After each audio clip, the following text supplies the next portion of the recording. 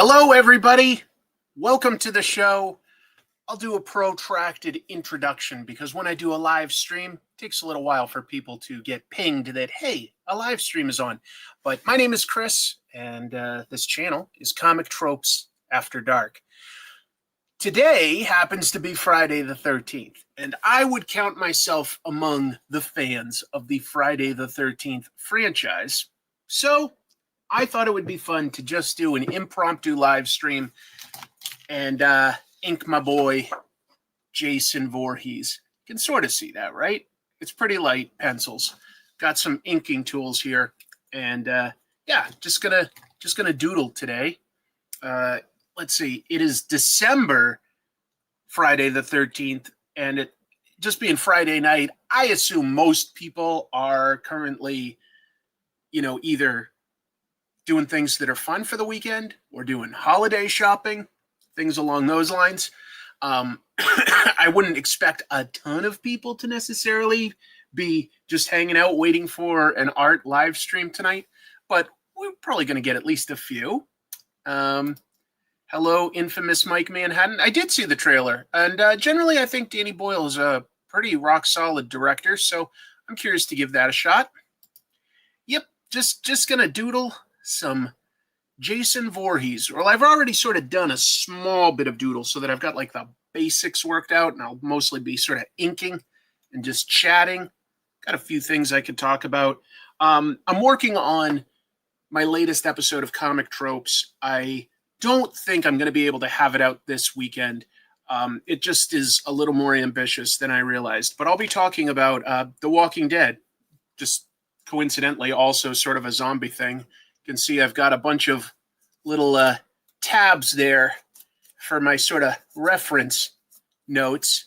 But yeah, I've talked about Walking Dead briefly, like early on in my show, and I've had an interview with Kirkman, but there's some deeper things that I have to say about Walking Dead. I've wanted to do that for a while. Thought I could bang it out by this weekend. I mean, maybe I can, but I've been working hardcore on it for like 3 days straight, and I think I need like just a little bit of a mental health break, do something different, hence drawing. Let me say hello to some other people that dropped in. Happy to have you. Hello, Iron Shell. Hello, Pedro Emo.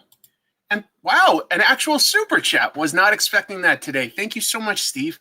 I am not doing anything, just giving my boy Chris $2.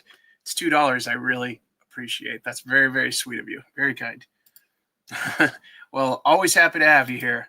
Let's see. Mike Flanagan officially going to write a Clayface movie for DC. Oh, I hadn't come across that. But there's going to be a lot of comic book news on. I always do a Monday live stream on this channel. A lot of news this week. Hello, Majesty ZX. So tell you what, that's a decent enough preamble, I think, to explaining who I am, Chris, what this channel is, Comic Tropes After Dark, and what we'll be doing today, drawing. So let me change that up, move this a little, and yeah, just sort of throw down some nice bold outlines first with a little Fudenosuke brush pen. Hello, Chad and Tanner. Can't wait to see what you're up to tonight. Oh, I wouldn't get too excited, but just sort of drawing a little bit because, Friday the 13th, you only get one, maybe two of those a year, so it's a pretty special holiday for all of us. Grateful to have everybody here. It's really fun. And I thought one thing I don't think I've drawn before, because I've drawn Jason here and there on like live streams and just doodling around. I find the character pretty fun to draw. But I don't think I've drawn him specifically chained up at the bottom of Camp Crystal Lake. But that is a thing that happened at the end of part 7 / the beginning of part 8. Buy a Taco Bell plus sugar-free Mountain Dew Baja Blast. Is that a thing? Do they really have Diet Mountain Dew Baja Blast? Because if so, I've never tried that, and I would like to. No, not super plugged into the Game Awards, I have to admit. Although, and that's mostly just because I honestly am very busy. I literally work every single day, either on comic tropes or at my day job, usually a little of both. Um, so I don't play as many video games as I used to, but I did pick up the new Indiana Jones game, and while it isn't perfect, it feels very authentic. The story's good, the graphics are good, and the guy Troy Baker that's doing the Indiana Jones voice, I'll just say he does one hell of a Harrison Ford impression. It's very immersive, so I like that. A $2 sugar-free Baja Blast. I think with $6 I can get one. That's awesome. Thank you. Thank you very much. That's incredibly kind of you. Really, really appreciate it. Yeah, these are the Tombow. They call them brush pens. Although it was funny, I was on Ink Pulp Live, which is Sean Crystal, his channel, and he had Jim Mafood is usually his co-host on that for the live ones, and they had me on as a guest last week, not this week, but last week, and we drew a bunch of GI Joe stuff. Sean was using these, and he argued, they aren't really brush pens, and I sort of know what he means. I mean, I agree with him, I should say, because this tip is soft, and it flows like a brush would, but it's much harder. It's hard to describe, so it's not really the same thing. But they do call it a brush pen, so that's what I call it.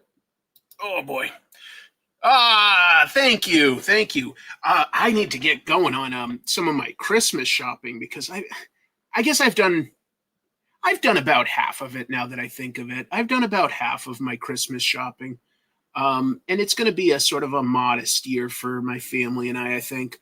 But I actually enjoy shopping for others. A lot of times my parents will be like, I don't need anything. You don't have to get me anything. And I go, I understand that. And I respect that.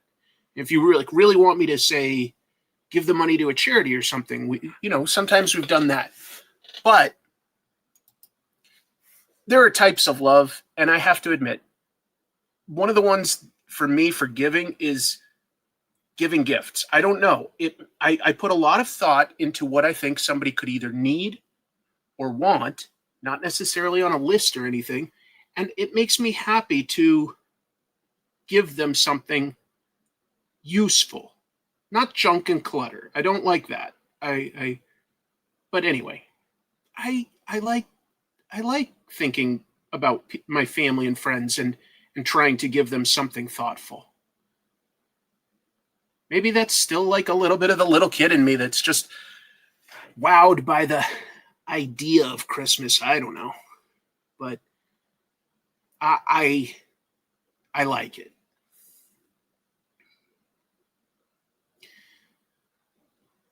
Let's see. I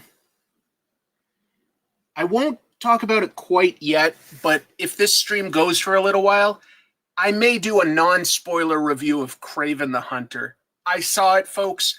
I'll just give you a super brief, like one-word review of it. That can't spoil anything. Here's my one word. Dull. I'm sorry, but it was a very boring film. So, suffice it to say, I don't really recommend it. I considered throwing up an actual full review on this channel, and I was just like, nah, it's just not worth it.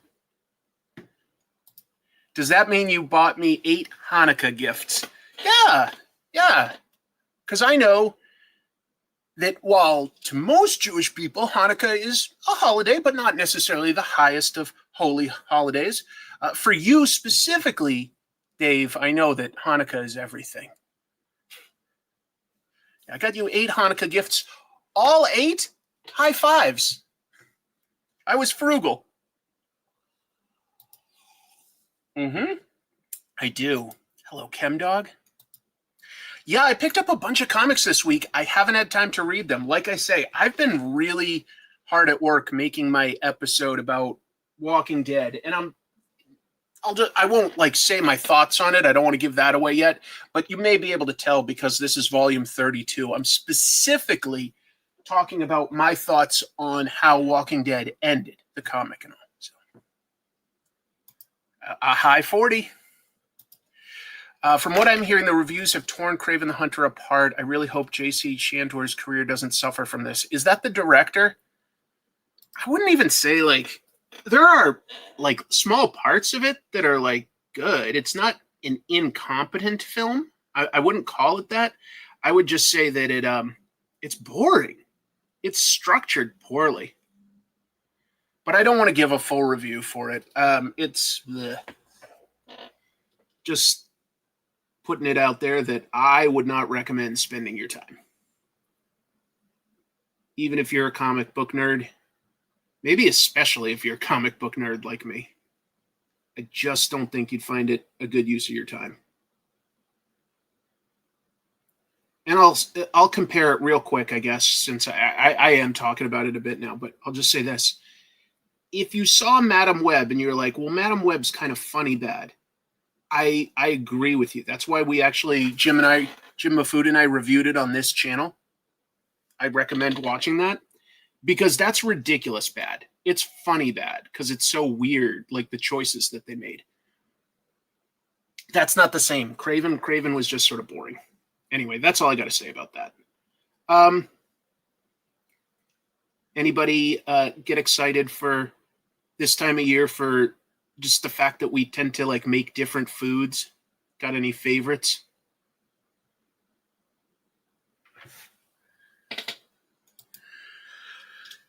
Yeah, that's a possibility someday down the road. Triple Frontier is awesome. Is that a current game? I always heard Margin Call was good. Oh, I see. Triple Frontier, same director. Got it. A Violent Year 2 has amazing performances from Jess and Oscar. Oh, okay. Guess I got to check that out then. If several people are saying that they really enjoyed that director's work, I think it's more the script that's the biggest problem, for what it's worth. But I'm sorry in a way that I brought it up because I don't want to talk about it that much. What else? I'm just going to go real sketchy and loose, I think, this time, now that I'm thinking of it. Yeah, the hell with it. Thanks for dropping in, folks. I appreciate it. I know that my art live streams aren't necessarily as interesting as a pro, like, say, Daniel Warren Johnson or Tyler Crook. They both have great YouTube channels for watching a professional artist draw. But I love to draw, and it's really fun to noodle around with ink while chatting with people, typically about comics, because it's not what I get to do other places. I appreciate it. How come there hasn't been a Friday the 13th movie since 2009? Rights. It was all tied up in a big legal battle. The writer of the first movie was claiming, that some of the rights should have reverted to him, and that had to go to court. It was pretty long and complex. And I think that has finally been resolved. So I think it's been settled, basically, out of court. So we may finally get some more in the future. That said, even though I love Friday the 13th, I think that like nostalgia flavors that, for one thing. And second, there's only so much you like left to do. They've kind of explored a bunch of the different things you could do with Jason in the Woods, but not everything. Not everything. I think that some of the things that prove there's still a little bit of life in the idea are, for instance, there is a fan film, actually 2 fan films on YouTube, and I think it's called Never Hike Alone and Never Hike in the Snow, something like that. And those are both actually pretty damn good. Also, this past year, towards the beginning of the year, there was a movie called In a Violent Nature. And for all intents and purposes, it just flat out is Friday the 13th with the file numbers scraped off. And it was good. Oh yeah, I saw Transformers 1. I felt like I was taking a risk on that because I like Transformers, but I don't love it as much as when I was a kid. I was a big fan. And that was actually a really solid movie. I don't think it did that great, but I would recommend Transformers 1. I thought it was quite well structured, paced, charming, funny, good action. Yeah, a lot. There's a comic for it. It's a little messy. Never Eat Yellow Snow. That's the name of my fan film. It didn't go very far. Jason X2, more Jason in space. I think Tony Moore and I might be the only defenders of Jason X out there. I think both of us like that quite a bit, but yeah, not everybody. It's not for everyone. That's okay.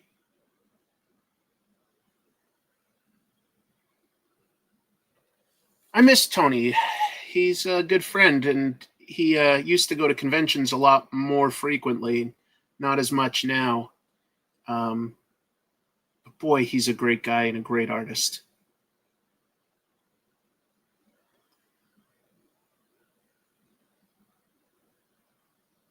But I think everybody more or less on the same page with that.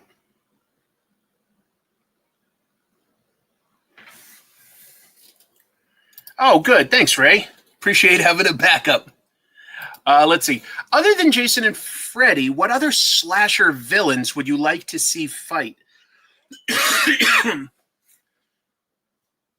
um, I kind of would want them to be more slightly supernatural and or cheesy uh, for something like that. I don't think Michael Myers would be a good fit, but I also don't think going too campy like Leprechaun would work. You might get away with Chucky or Pinhead. Actually, now that I think of it, Ghostface from Scream would be funny, even if it was just him getting his ass kicked.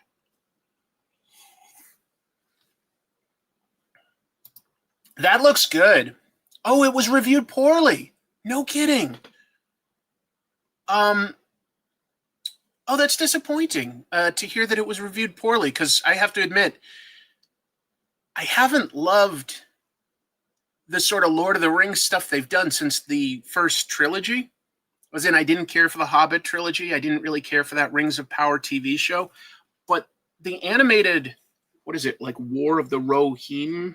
I might be mispronouncing that. I thought that that looked like a good idea on paper, and like the animation looked solid. Um, I hadn't looked up any reviews yet. I might still go see it if I have free time around the holidays. Huh. Hell yeah. Ooh, Candyman. Candyman is an underrated villain in my opinion because like I like those first two movies and I mostly like that soft reboot that they did last year. The third movie not so much, but that's, you know, whatever. Yeah, I like Candyman a lot. And mostly like the second one just because it's set in New Orleans and filmed there, and you know I'd lived there, so it's always I don't know. Don't you guys feel like sometimes you give a movie or a TV show something like that a little bit more of a pass if it's set somewhere you know? Maybe that's just me, but I have to admit I find it charming to see like places that I've lived represented on film. It's rarely accurate or flattering necessarily, but I just enjoy it.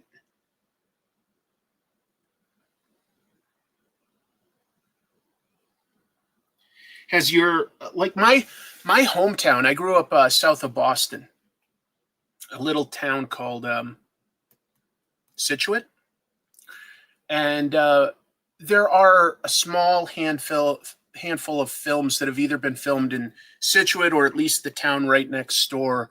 And I'm always sort of biased towards them just because it's fun to see your town represented, even in a bad movie. You're like, oh my God, that's where I grew up, you know, that kind of a thing. Um, There was Witches of Eastwick was one with Jack Nicholson, and I want to say Cher. What else? There was one with Steve Martin and the lady married to Kurt Russell, or at least his part, Goldie Hawn. I want to say The Out of Towners or something. I think that was filmed there. What else? Oh, there was a horror movie in the 80s from Italy, but filmed with Linda Blair and who's the guy that was in Knight Rider and Baywatch? Michael something or other. It's called like La Casa, and that was filmed in my town. What was that? Michael something with a D, right? No, Hasselhoff. Hasselhoff, that's it. Oh yeah, 10 Things I Hate About You. That was like filmed basically where we live, Tacoma area.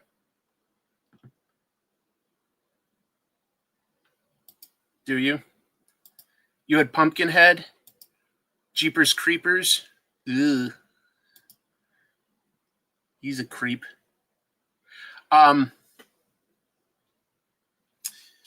Yeah, I'm always curious to hear like when people are like, oh yeah, you know, like blah blah blah was filmed in my hometown and this is what was going on or that. I don't know. I find that kind of cool and fun to chat about. And then of course, like I've lived in Boston proper, DC, New Orleans, and Seattle. So like anytime I see those represented, that's kind of fun. Right. Yeah, it's just been forever since I've seen that. I should rewatch it just to see the old town. Hello, Joe. I was stationed in Rhode Island where they filmed True Lies. Oh, very fun. True Lies and True Romance are two 90s movies that I would say are still somewhat underrated. I think they've got like their cult following now, but those are two movies I really enjoy.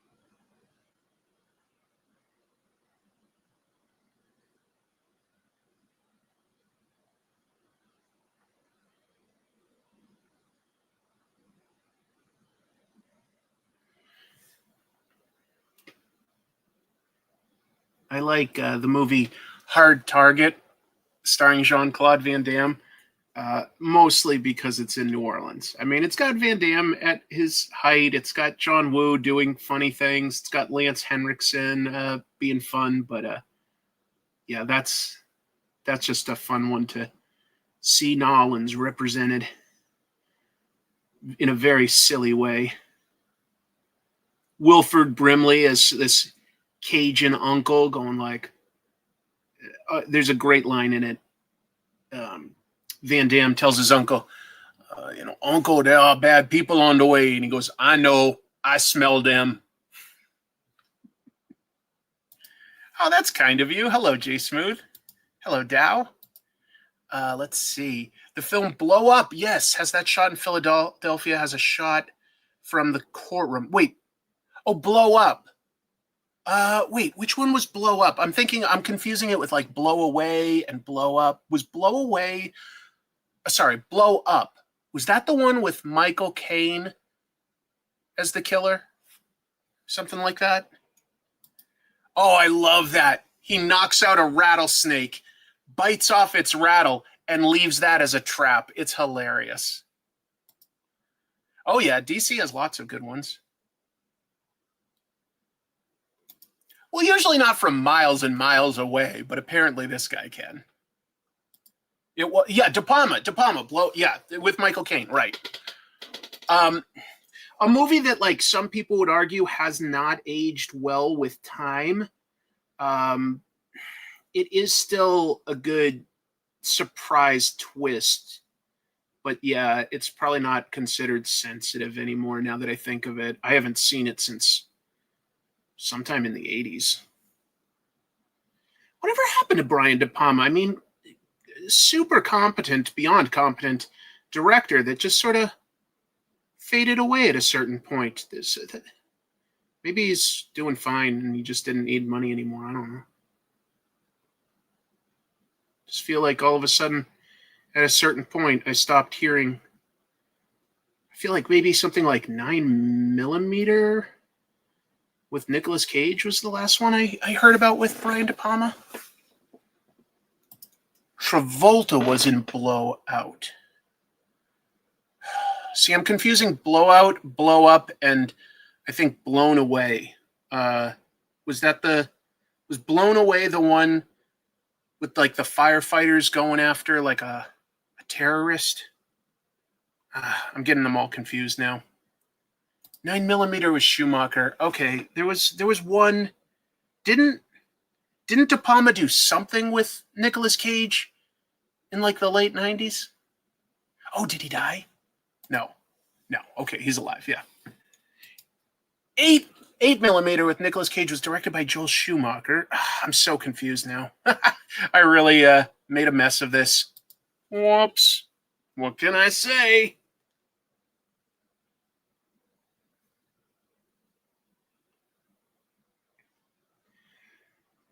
I haven't been able to record any new trash movie bonanzas because my partner in that endeavor, Jim, got to be a guest at the Maui Comic-Con last weekend, and he's taking some well-deserved end-of-the-year time off down there.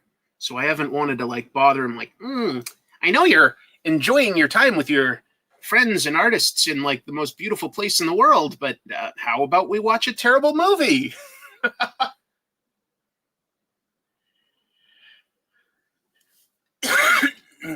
Yeah, Jeff Bridges. Oh, Snake Eyes. Thank you. That's the one I'm thinking of. Thank you. Yep. That's what I was thinking of, and I just confused the title with another Nicolas Cage movie that I swear he probably made those two within 2 or 3 years of each other. Pumpkinhead was such a disappointment with regards to the monster. It's a cool design that, like, when it moves is not super impressive. I agree. I like the idea of the design. I like the idea of the movie. In function, I actually find Pumpkinhead a little slow, a little boring. And when the monster actually like moves around, I'm like, yeah, not super convincing.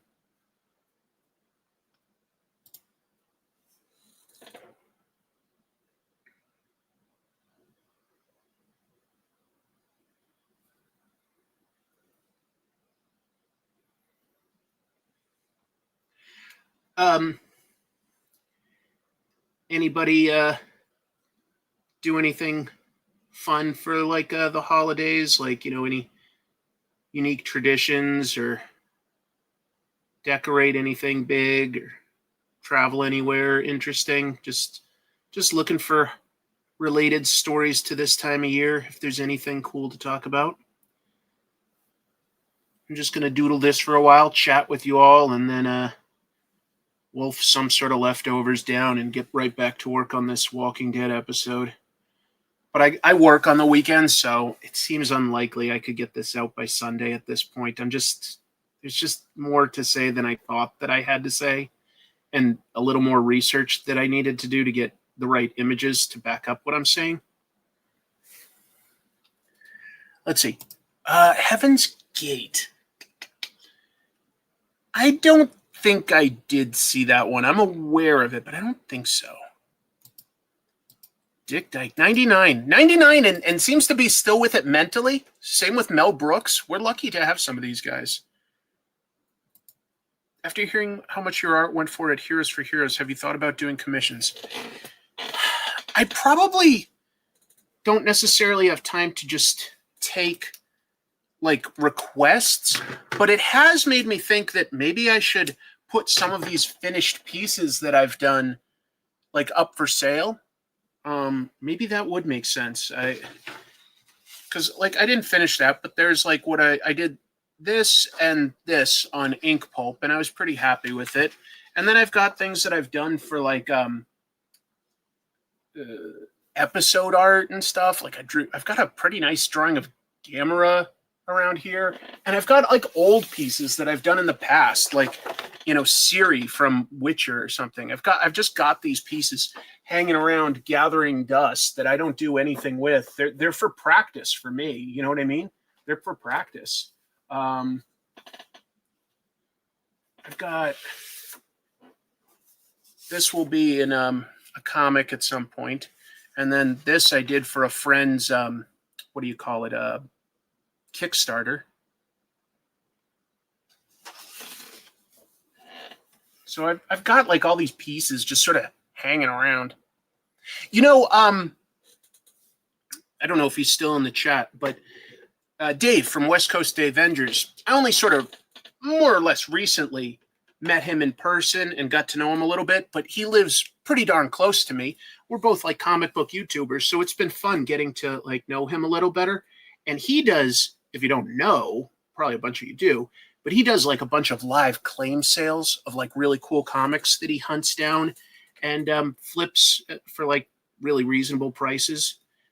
He's going to have a bunch of stuff from Japan soon that he's been showing off. And I sort of jokingly was like, let me hang out on your show sometime. So we may sometime do like a claim sale together where maybe I get to curate or like at least pull up trivia on some of the books that he wants to sell. And I don't know, like we haven't like talked about like exactly what that would be, because I wanted him to get his vacation done first and stuff like that. He just went to Japan for the first time. And but it occurs to me maybe I should like see about putting one or two pieces of art there too, and just like set a price, and if it just sells, then it sells. I don't know. Not to take over, like if by any chance that sounds like me dictating too much about your show, forget it. I'm totally just brainstorming, Dave. Just brainstorming. But like, you know, if we did, of course I'd give you a cut of it or something just because you're providing the platform. Ciri would go for a lot considering the Witcher 4 announcement. Did they announce a Witcher 4 game? Because if they did, I didn't hear about that. Thank you. Oh man, I can't wait to talk about the comic book news of the week, folks. There's been so many things, a lot of stuff with movies, a lot of stuff with like distribution. I don't know if you heard, but Diamond lost another publisher. Boom went exclusive with what do you call it? Penguin Random House. That was always going to happen. Penguin Random House bought Boom recently, so we kind of all knew that at a certain point they would, of course, be the distributor. But still, like, not many publishers left exclusive to Diamond right now. I mean, there's Dynamite, which is definitely a big one. I'm trying to think of like another big one though, and nothing's coming to mind right now.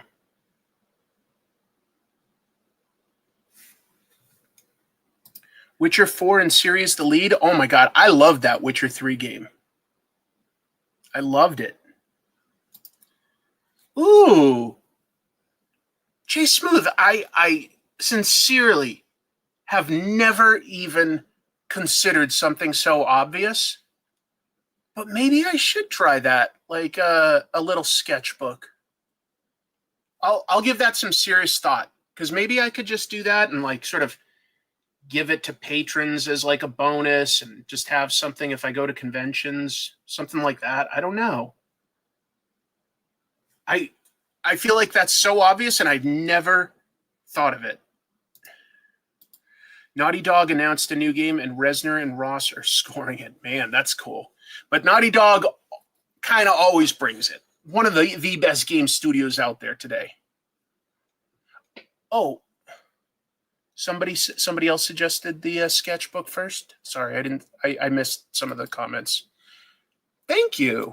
I had never considered something like that. I am putting a bunch of work these days into doing an actual comic. I've been sort of like rewriting it because I think I can fine tune it.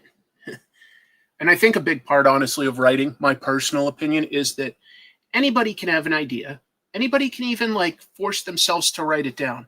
But to get it into workable, like, clever or, readable, like simplify it in a way, I think that that's the rewriting, and that's the work part to me of writing. To me. Other writers might have a different opinion. Absolutely, I'm looking forward to Godzilla versus Marvel. I'm a Godzilla fan.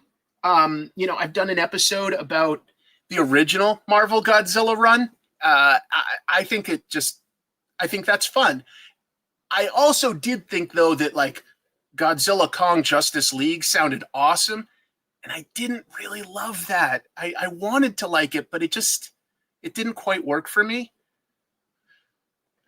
But I think that they were trying to do too much with it. I sincerely like simplify it. Godzilla attacks, superheroes defend, something simple like that.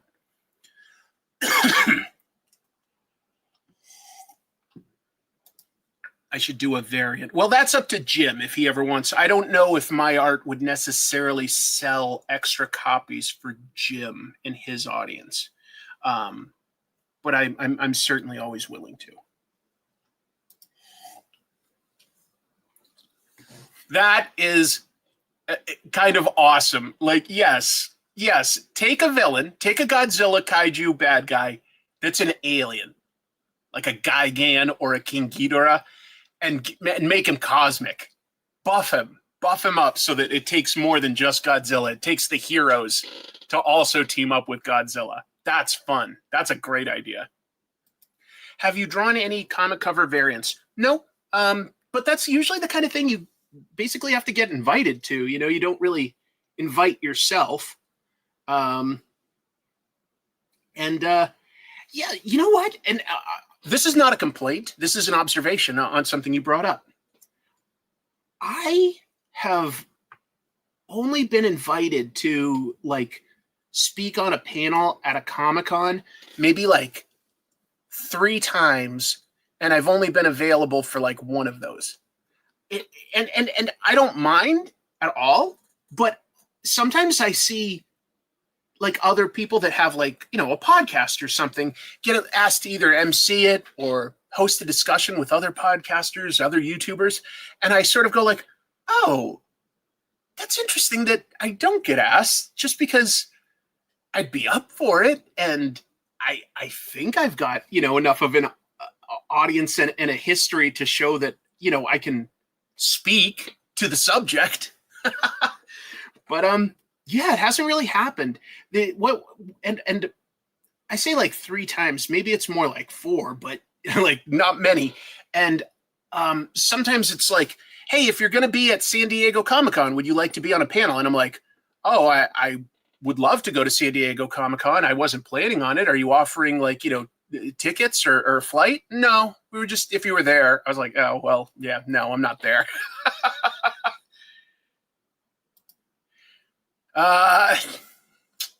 Dave trying to make puns. I love the original Marvel Godzilla run. I do too. It's bonkers. I've got the whole schemer. I want the MCU to use their Goji in Avengers or S.H.I.E.L.D. movie. Yeah. Do you own Mr. Darrow's pencil art lead poisoning book? I got mine delivered today. I actually don't have that book. I need it. I want it. I just haven't like picked it up. Don't let Jeff know. He might beat me up. I'd love it. I'd love to pick that one up. It makes a lot of sense too.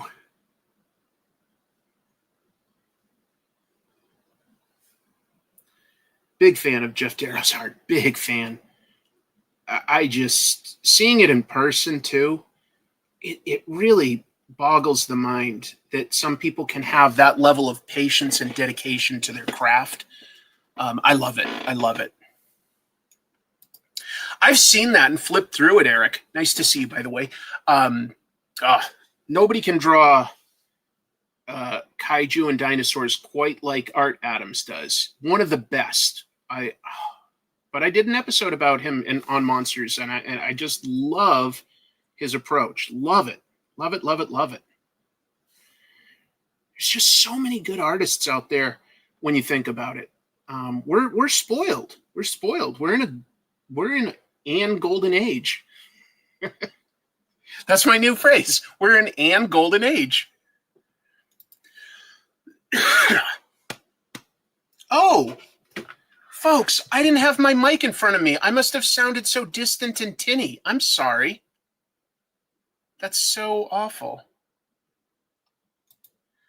It was announced that the BBC will be animating the missing Doctor Who serial, The Savages. I love it when they do that. I think it's such a good idea. We've recovered the audio for, I think, almost all of the missing Doctor Who serials, and I think that's the most respectful and appropriate way to bring them back. Love that. I sounded okay? That's good. This is a sort of omnidirectional mic, but I just all of a sudden realized that usually I have it a little closer to me, and yeah.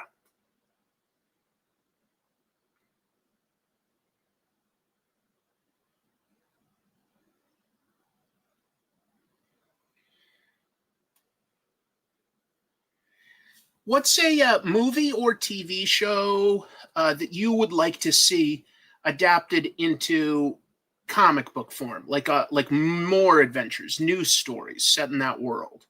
You know, Back to the Future or Godzilla. I mean, we already get Godzilla, but what's something that hasn't been thought of yet? You know, Face Off or whatever. What would be fun? I know that would have been fun, Victor. They could have. They could have. I like Skeleton Crew. It's charming. It's cute. News Radio. Yeah, News Radio.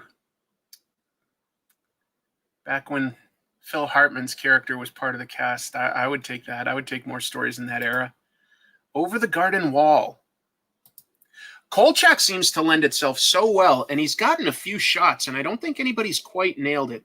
It just sort of shows that this is what I argue sometimes, folks, isn't it? I argue that an idea isn't necessarily worth much. And I think that sort of shows because sometimes there are properties that should work very well in comics, like Kolchak or I don't know, Buffy the Vampire Slayer. They should work very well in comics, but it all depends on the execution and the team that works on it. It really does. Do I have a favorite? For looks-wise, it's definitely the one from Part 7. The New Blood, I think it was called, right? But for overall favorite movie, it's Part 4 with Crispin Glover. Dynamite's doing a lot of cool stuff. What a cool idea! Boardwalk Empire by Azzarello and Risso? Very cool. Naked Gun. Mad Max. Mad Max could be very, very good. It would be kind of nice to explore just a little bit more of that world and get to know the characters just a little bit more, slowly, very slowly. The Three Mothers trilogy. What an ambitious idea. I love it.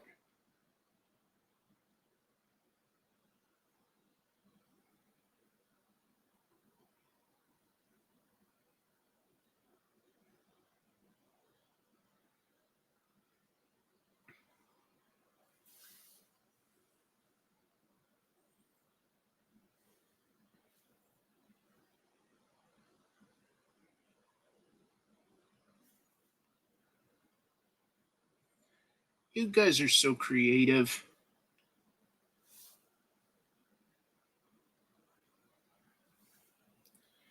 Well, just about a month to go, and I'll be going on a vacation. It's going to be tricky to figure out if I can release anything for comic tropes while I'm on vacation. I don't think I've got enough sort of time to get ahead with content, but I'll probably still do some live streams on this channel while I'm in Hawaii and Japan. And that's my goal right now, is to just still like do some live streams that are like actually focused and on about something interesting and relevant.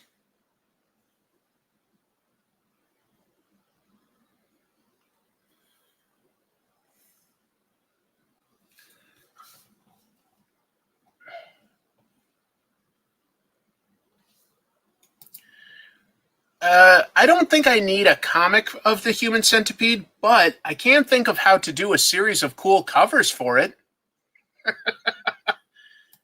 Hello, hello. That is the current plan. That's the current plan. And, just got to double check that Chrissy is feeling up to it, of course. But right now, that is the plan.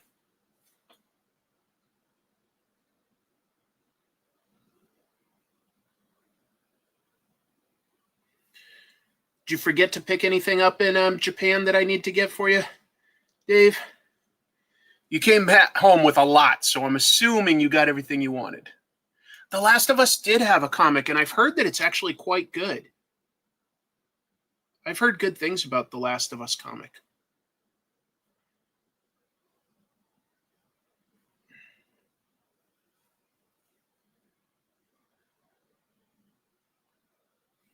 Boy, I'm looking forward to that second season. Love the game, love the show. The Last of Us is pretty awesome, in my opinion.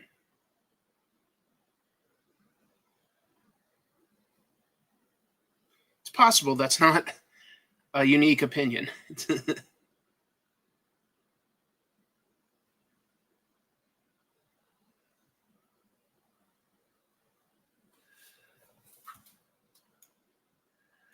The Last of Us comic is good, written by Druckmann. Yes, Faith Erin Hicks.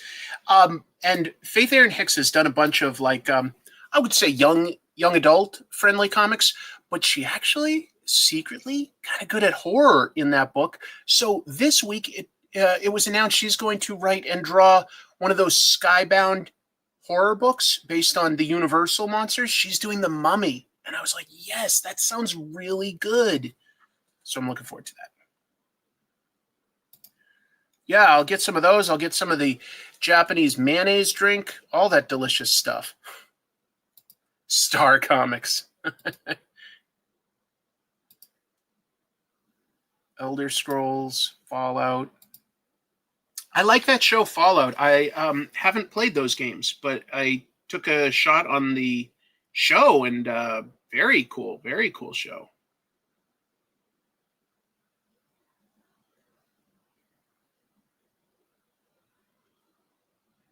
Me like.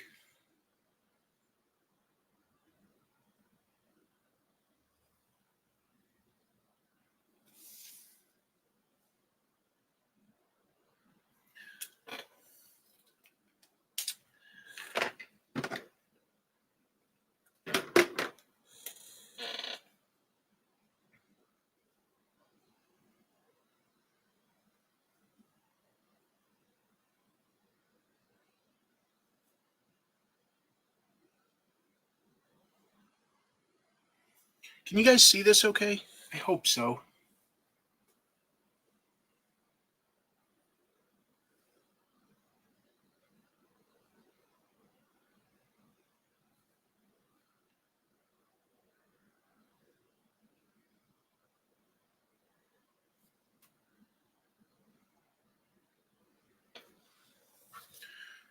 Zombie. Loved the trash movie talk of Madam Web. I paused your show to try and watch it, but can't get past the 20-minute mark. Well, you tried.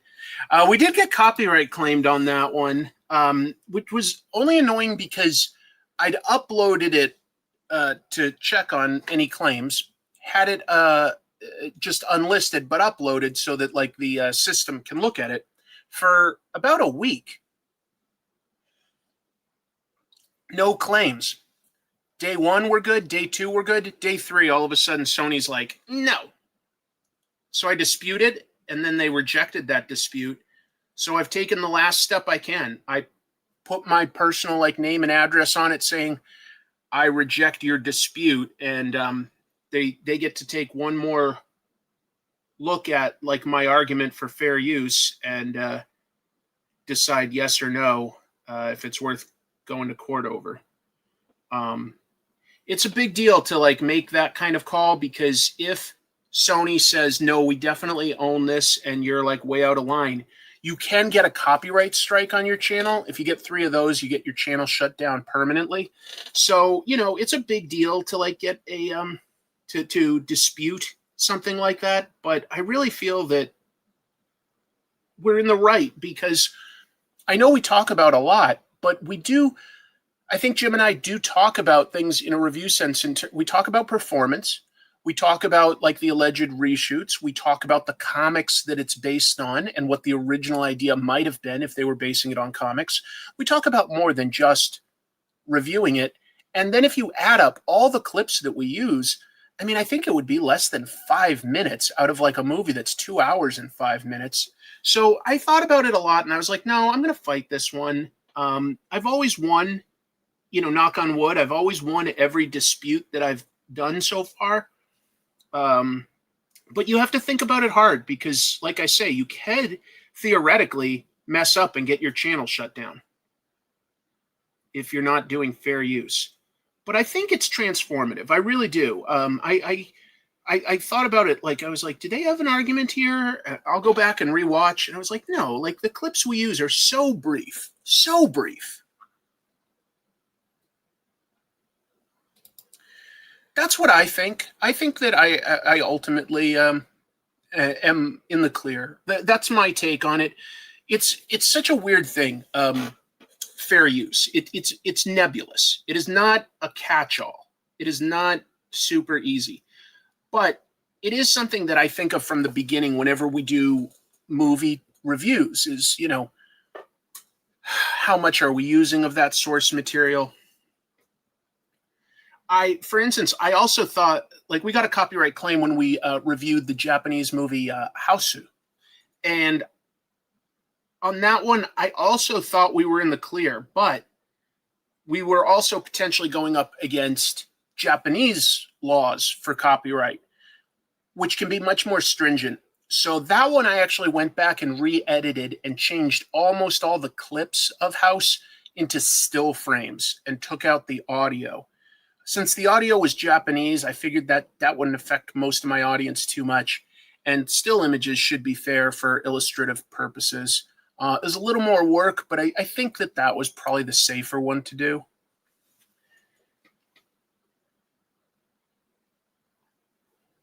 When I had first started my Comic Tropes YouTube channel, I did get not a strike, but a copyright claim on some stuff that I didn't know how that all worked, so I didn't fight it. And in retrospect, I wish I did. At one point on a website, I had reviewed all 3 seasons of the Transformers show from Japan that continued in the same continuity as the one we grew up with. And I thought that that could be like just sort of fun bonus content to take those reviews and turn them into short video reviews. And again, that one got like, claimed. So I just actually delisted those. I didn't fight that, but that was back when I was just starting my channel and I wasn't really sure how all of that worked. And now that site has gone down, so I don't have those reviews archived, so I couldn't really do it anymore. But it was a lot of work, like reviewing every episode of 3 seasons of the Japanese Transformers cartoon. And I wish it was still out there, that's all. I also wish I'd archived all of my old comic strips. I did hundreds of comic strips of something called Star Trek Problems on that website. It's called Robots Pajamas. And I would just sort of like poke fun at the tropes, if you will, of the various Star Trek shows. And I had a lot of fun drawing those and writing those, but yep, that's gone too. So I'm talking so much about me, but like that makes me curious. Have you guys ever, made something, a movie, a recording, a piece of art, and lost it? Because I've got another story I can tell about like losing a big project, but I'm always curious, like, to hear about like, somebody like, I was really proud of XYZ, and for some reason, usually out of somebody's control, things can happen. It's tough. It's frustrating. But I'm curious, like, does anybody have a story like that? Losing anything like creative that they made?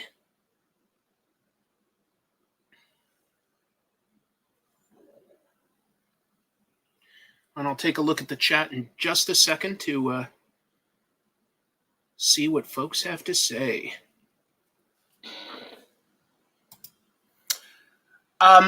Headmasters, Victory, Super God Master Force, and then technically Zone. I reviewed it all. I don't think Lost ever got a comic book. Todd McFarlane made Lost action figures, but I think that's the closest they came to comics.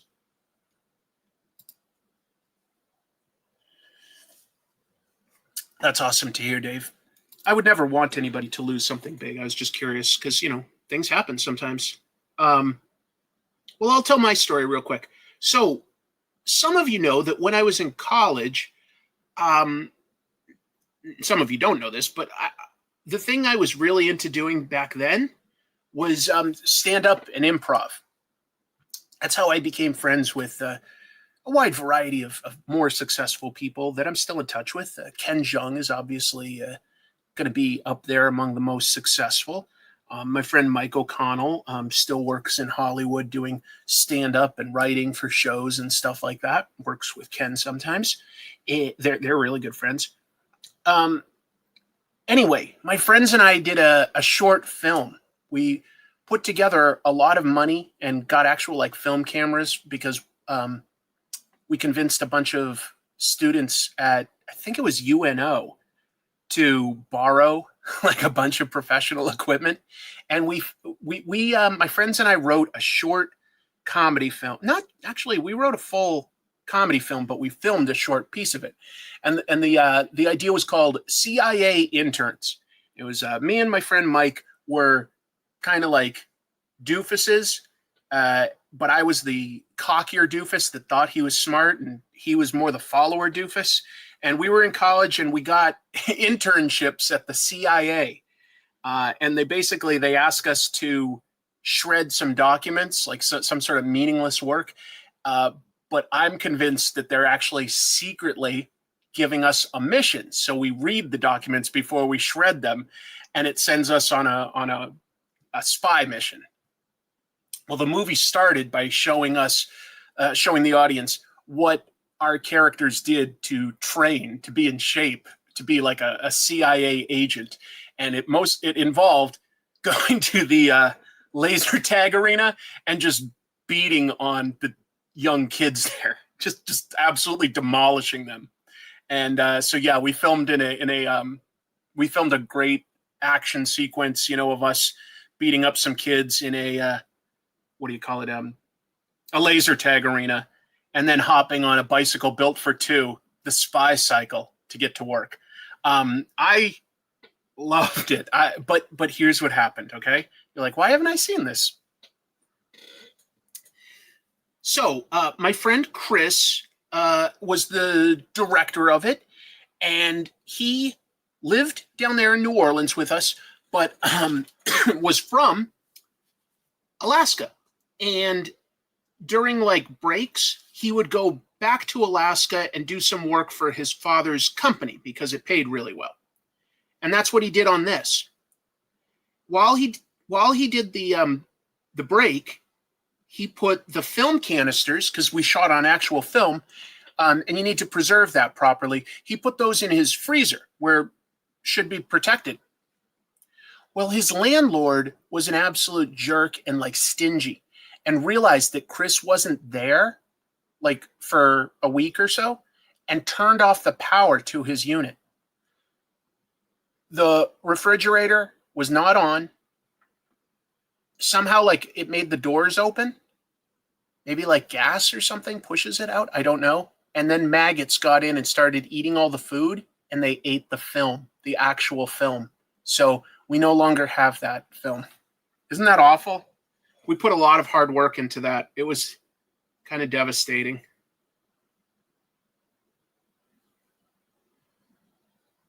We spent most of one summer filming all of that. Well, writing and filming and getting the money together because we had an actual budget, getting the props. Breaks my little heart.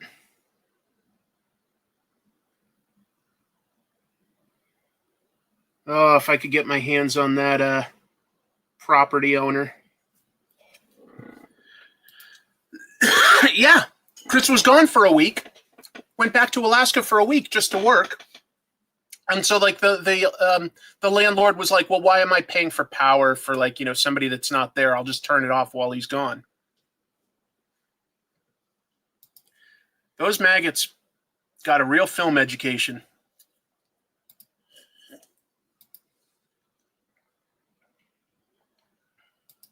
Yeah, I mean, they got in to, like, eat the food, but then they, like, just started chewing on the film, apparently. Who knew?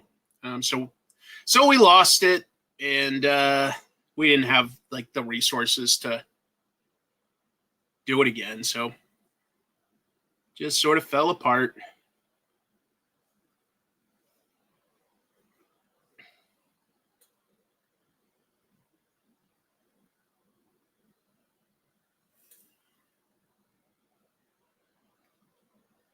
It's okay. I mean, I was never going to become, you know, the next George Clooney or Adam Sandler or anything like that. So it's not like the world lost out on anything, but it was frustrating because we were proud of the work that we had done.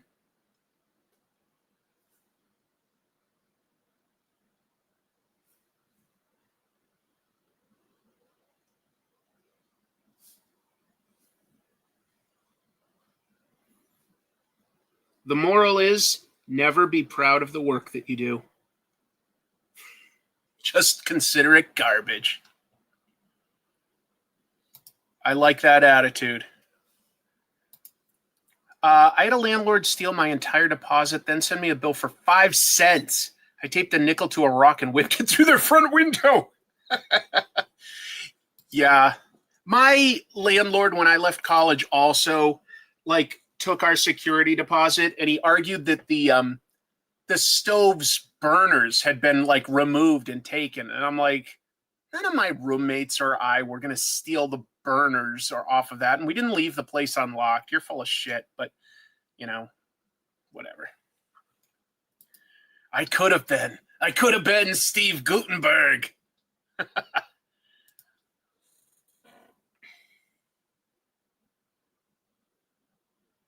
I would have loved it, even just to have the film to show you guys the outtakes of Mike and I riding a bicycle built for two, which we were terrible at, and that took a good portion of the day.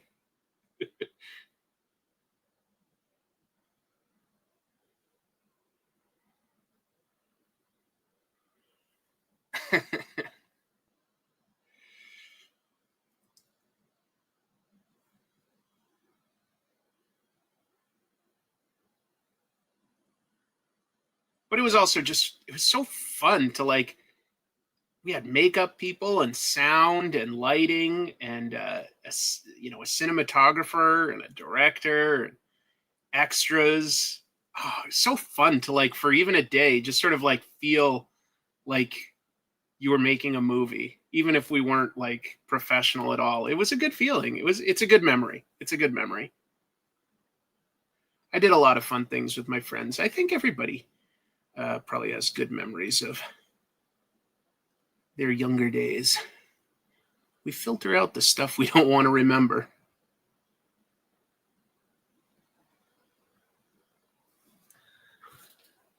Let's see. Friends, kindly hit, massage, or boop the like button. Oh, that's a great idea. That's a great idea.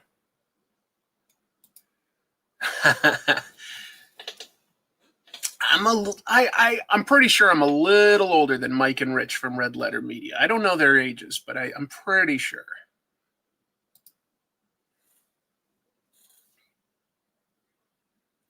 None of us were going to school for film, so we all just were, like, going for all sorts of real jobs, but we all just sort of, like, were a bunch of people that got into doing, like I say, stand up and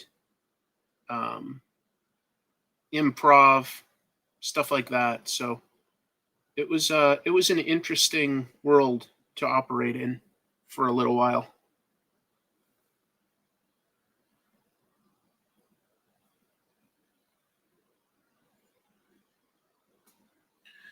Yeah, got to meet and open for people like Norm Macdonald. That was a big one. He was super kind, actually, super nice. Met some other people that weren't as cool, but yeah, he was nice.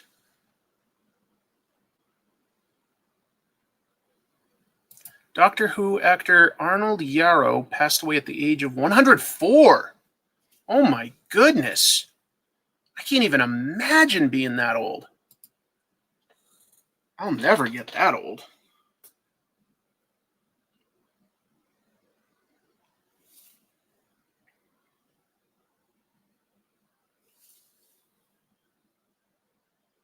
$104.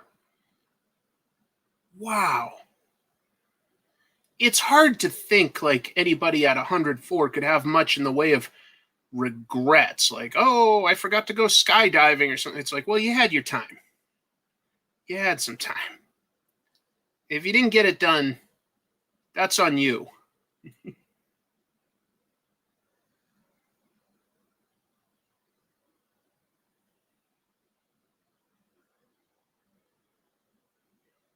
Wow.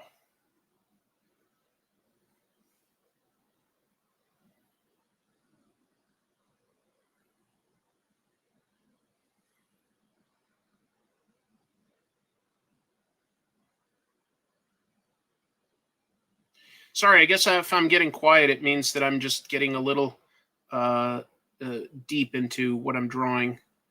Uh, but that's not a good host. A good host talks.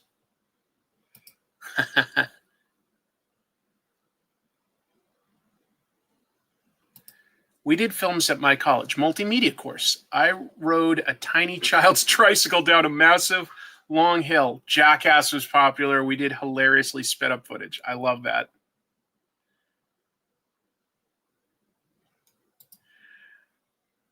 I didn't know you're doing a live stream, Chris, you sneaky fella. I know, I did sneak it in. It's incredible.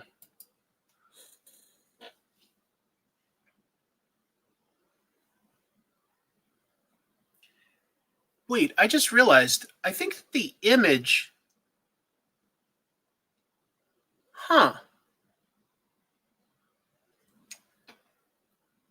is the image flipped or is that just what I see? Does this look like I'm drawing with a right hand or a left hand to you guys? Because I'm drawing with my right hand. But does this look like it's drawing with my left hand?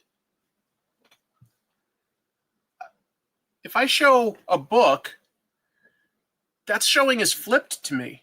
Okay, it's showing as right to you. So it's just the image that I see is flipped for some reason. That's weird. Yeah, that sounds right. Okay. I just realized that the image that I see on the screen is mirrored. And I was like, all of a sudden, like, oh no, am I broadcasting a mirrored image? Because I don't want to be dishonest. I don't want to be dishonest.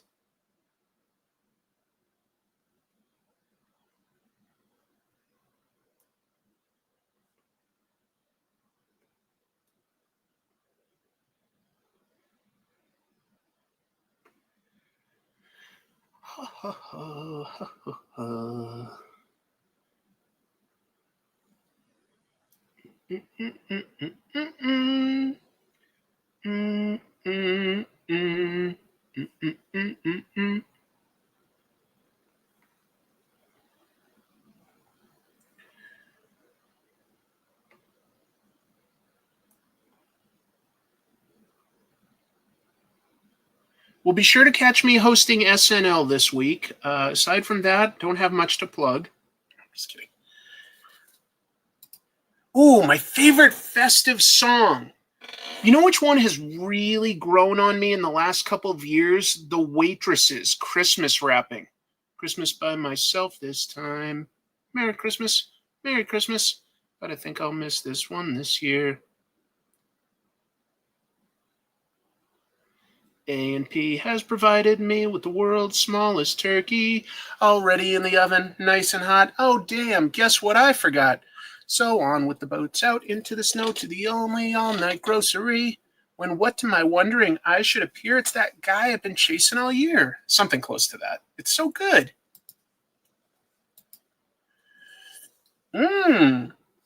Doodling time-lapse of musical composers. Good excuse to listen to classical music. Do.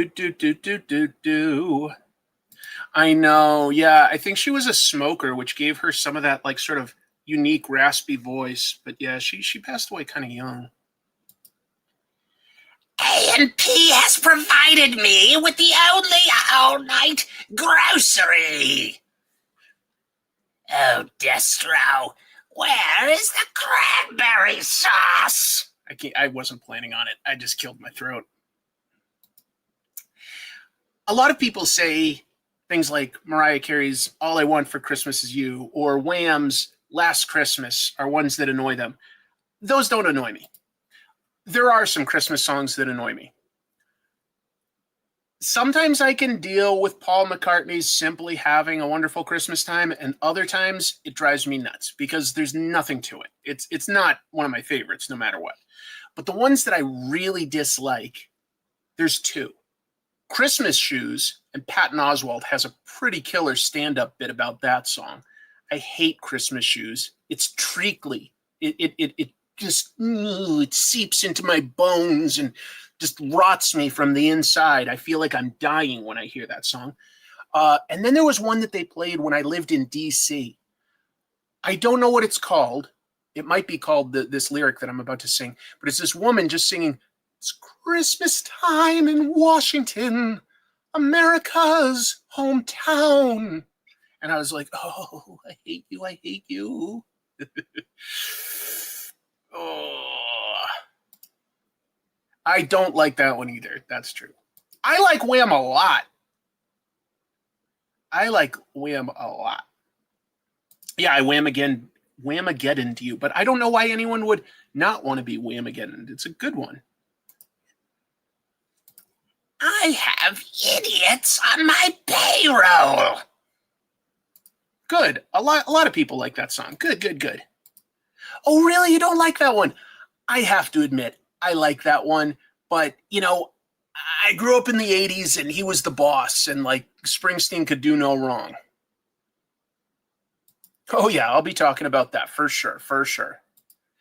I'm probably not always. A lot of people say that I'm cynical, but I do try to be a positive person. I try to be kind to others anyway, sometimes at the expense of my own like mental well-being. It really bothers me to think that I'm making somebody upset or sad or angry. I just don't like that feeling. So, who knows?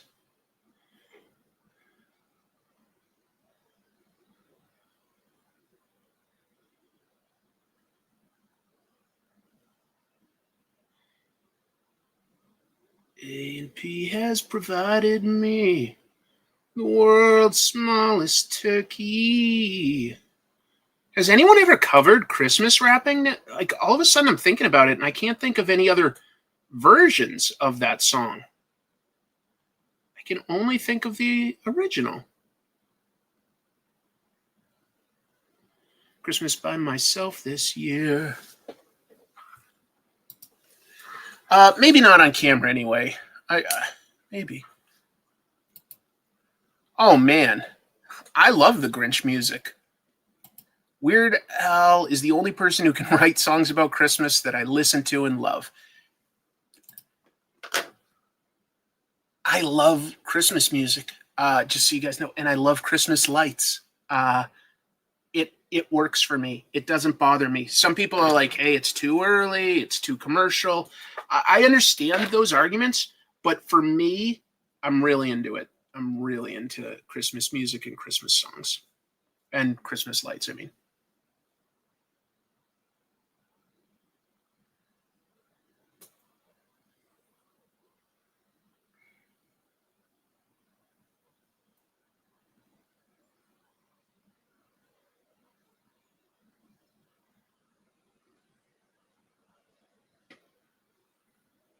I'm into Christmas lights and Christmas light bulbs. Christmas at Ground Zero. Yep, Weird Al's great. The Night Santa went crazy. Oh man, I hadn't thought of that one in a while. I do not know what one that is, Joe. I'm sorry, it is not coming to me. That's nice.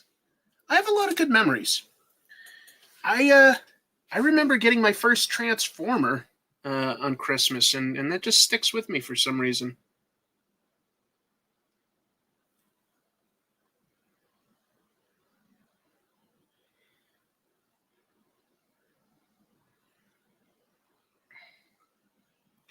It's Christmas time in Washington, America's hometown.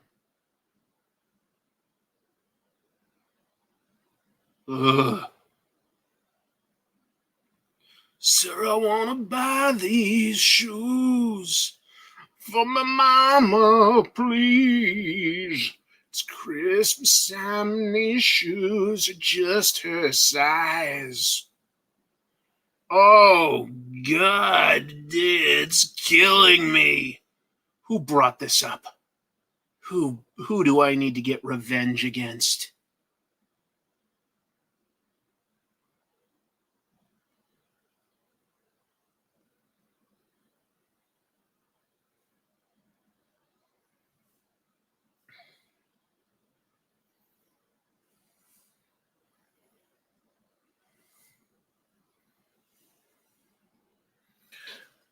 Mister, can you hurry, please? Daddy says there's not much time. He's dying, and so is Mom. Oh, I shouldn't have shot them. Why did I shoot my mom? Especially at Christmas time. Well, that was a lot of talk about Christmas, so obviously I owe some huge apologies to my uh, listeners and viewers that are from other denominations or non-denominational. Um, I'm sorry that I've ruined your holidays. It's just what I do. It's just what I do, folks. Anyway, so I think realistically for comic tropes, I'm going to get out another episode for you before the end of the year, and that will be about Walking Dead. And what I'll probably have to do instead of, I was hoping to get like Walking Dead out this weekend and then a Christmas episode out next weekend. I don't think I can do both, so I think I'll just focus on the Walking Dead one. I didn't have a great idea anyway for like what to review for Christmas, to be honest. Um, Whatever. There's always next year, or if it was such a good idea, I could do it any time of the year, right?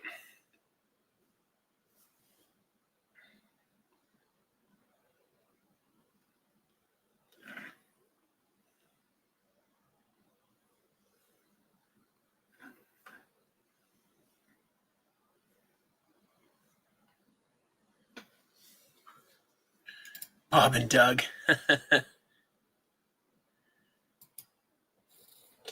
Comic tropes? What is this? Christmas tropes? It's Christmas time in Hollis, Queens. Ma's cooking chicken and collard greens, rice and stuff and macaroni and cheese, and Santa left gifts under Christmas trees. In the fireplace is the Yule log, beneath the mistletoe as we drink eggnog. The rhymes that you hear are the rhymes of Chris. But each and every night, I drink a cup of piss. I made it my own so that DMC doesn't get mad at me. Anybody ever read DMC's comic books? I haven't read them, but I see him at a lot of comic conventions. I love that he loves comics. I just haven't read his DMC comics.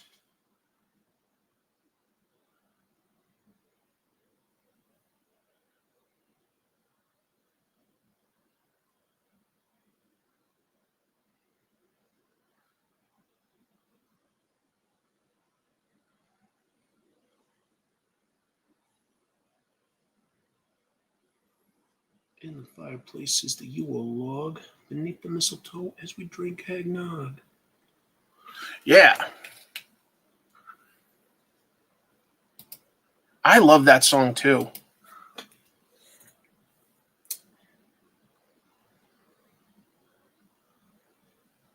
The first rap that I was introduced to would have been DMC for one, and the Beastie Boys were early on. But I think I also, before Beasties, I heard oh, they're not around anymore. What were they? JJ Fad, Sugar Hill Gang. Yeah, who else? There's a bunch of others. Like I definitely in the 80s was listening to a lot of actual like hip hop and loved it, loved it, loved it, loved it. My earliest love of music was all hip hop. Big time into it. Got made fun of a lot for how much I listened to it. That's okay.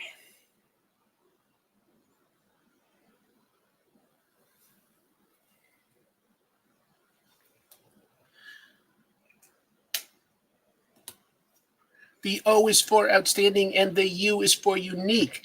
The T is for too bad you suckers because you're so weak. Way out, way out. Oh, I could riff I could do Young MC raps for hours. No, I never saw that movie. Was it any good?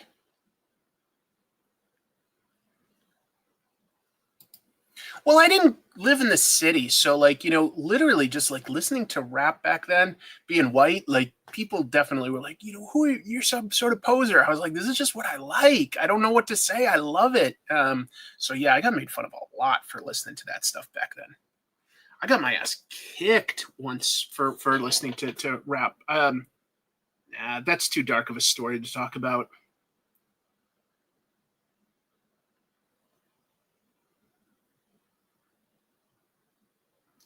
But you like what you like, right? It's hard to justify why.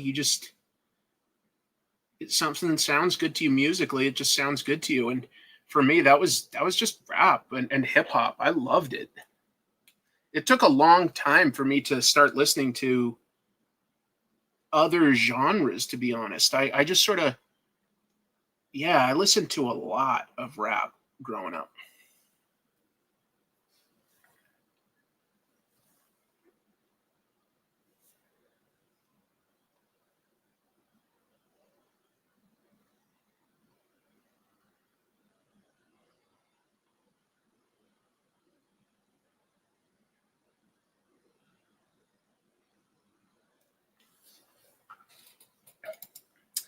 I'm a white Hispanic who likes rap and hard rock. I agree with you. Like what you like. Oh, absolutely. I don't. It's a little bit of a different time now. I mean, it's rap and hip hop is extremely mainstream right now. There, believe it or not, there was definitely a time in, especially sort of the early '80s, where it wasn't really mainstream, and like, so I could have like, if I was into emo, I probably would have been made fun of just as much. Something like really goth, you know what I mean? Like, because I was just in kind of a small town, and that's just how it was. Melly Mel, Grandmaster Flash, absolutely, I listened to them. Chris P in The Place to Be, Drawn Jason on the 13th of Friday. I love it. Svengoolie will be showing Saturday the 14th tomorrow. That's cool. Good for Svengoolie. One of the first tapes I ever bought was Straight Outta Compton. I loved rap since I was a youngin'. Yeah.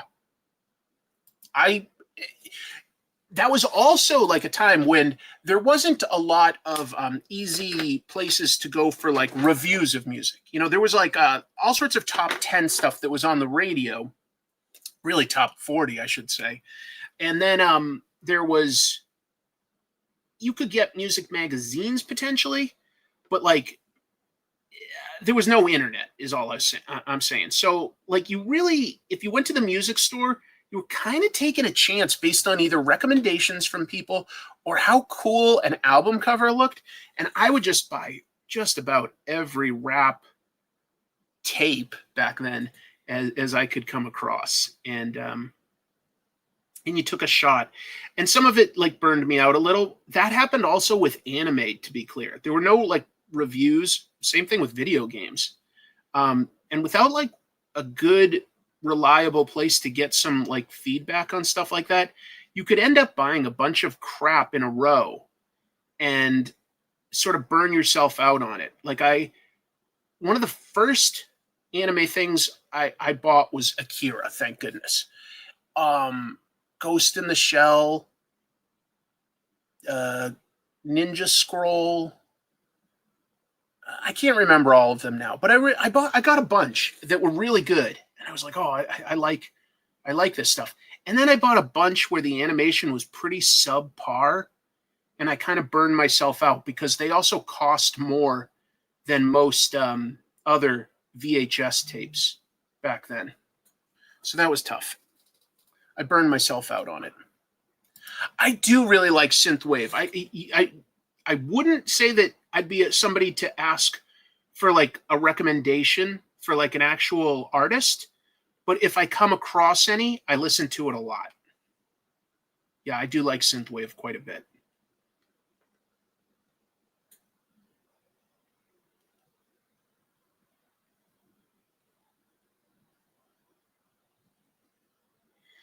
But some of that is the sound, and some of it is the fact that there will be certain chords with certain instruments that like make me feel nostalgic, and that's just also a good feeling.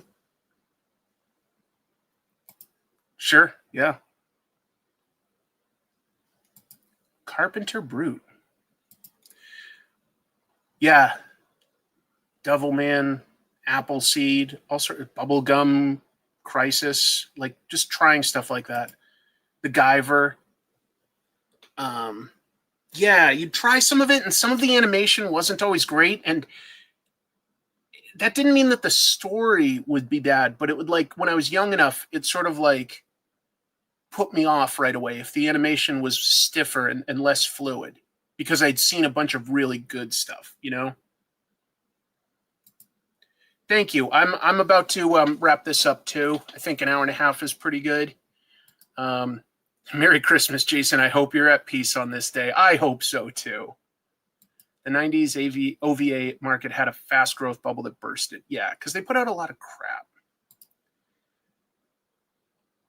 Yeah, I respect a lot of songs by both Kendrick and Drake, but I'm not too into their beef. Like, I just can't follow it. I'm like, whatever. You know, maybe you're both bad. I don't know.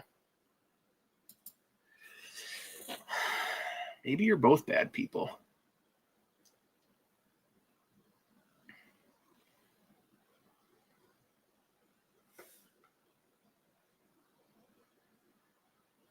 But this has been fun chatting with all of you and just noodling around with some inking tools. Thank you, folks. You've made today a special day. Oh, also, I stopped by my PO box today, which I don't always have to do too often, but I did, and there's like 15 pieces there, 15 comics that people have sent in. So I don't know when I'm going to exactly do it, but I will be doing another unboxing indie showcase for those pieces. And I still want to do another live stream letting people plug, you know, whatever comics they have for sale, either online or crowdfunded, etc. So that will happen soon. I've listened to Aesop Rocky. I've listened to Run the Jewels. Yeah, absolutely. I'm not as plugged into rap these days. I'm just not. But I've definitely listened to some of that, and I always like it. I don't buy a lot of music anymore, and I'm just bad at names, so I tend to forget even some of the stuff I really like. It's just, yeah, I'm just bad at remembering.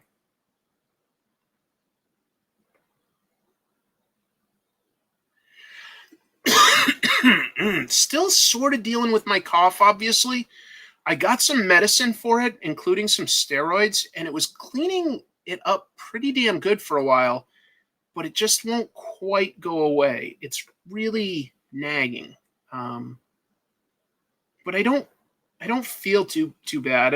I just feel tired. I feel really tired lately. Don't know why, but I feel really tired.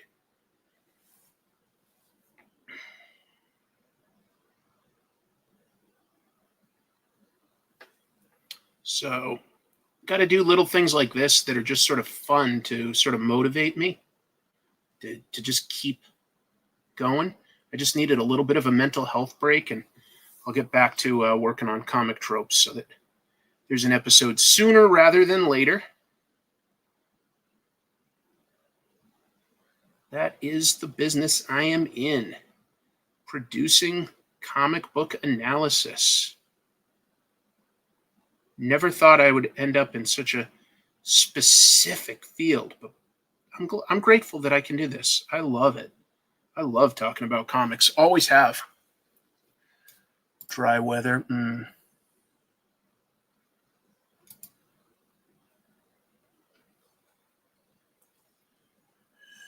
Mm-hmm. Thank you. Thank you. Yeah, I think that this is as good a time as any to sort of wrap it all up, but hopefully you get an idea of what I was going for. I'm going to just like fill all this. I'm going to just texturize the entire shirt and then just have little hints here and there of the ribs and guts and stuff in there. I'll just peck away at this here and there when I've got time. This was a lot of fun for me, folks. Thank you very much for stopping by. I hope you'll consider stopping by on Monday, or if you're not free Monday night, watching this when it's archived, because I will have a really big show on this channel on Monday because there's a ton of comic book news to talk about, a lot of really juicy, interesting stuff, a lot of cool comics that came out as well. So some really good stuff coming up on this channel, and please keep your eye on comic tropes as well. Working on something to do with The Walking Dead. And yeah, I had a good time. Thank you all. Oh, fun stream? Good. Comic analysis, trash movie reviewer, part-time Christmas rapper, and Paste Pop Pete. I wear a lot of different hats, a lot of embarrassing hats. Thank you all. You guys are great. Keep reading comics. If you have time, hit a like and subscribe down below. That really helps. Take care. Have a great night. Talk to you soon. Bye.